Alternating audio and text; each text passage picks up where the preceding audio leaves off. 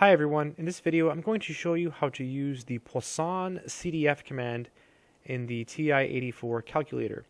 So this command will let you compute probabilities whenever you have a Poisson distribution and you have a less than or equal to.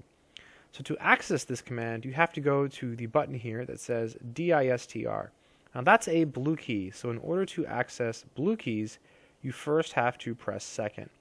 So we're going to press second and then go over here and press vars.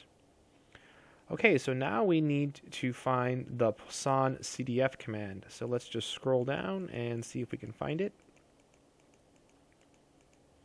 And there it is, Poisson CDF. So I'm going to go ahead and click that. So lambda is the same thing as mu, so in this case it's 15. The x value is 12. And we should be good to go. Just go down into paste and hit enter again. And that is the answer. I hope this video has been helpful.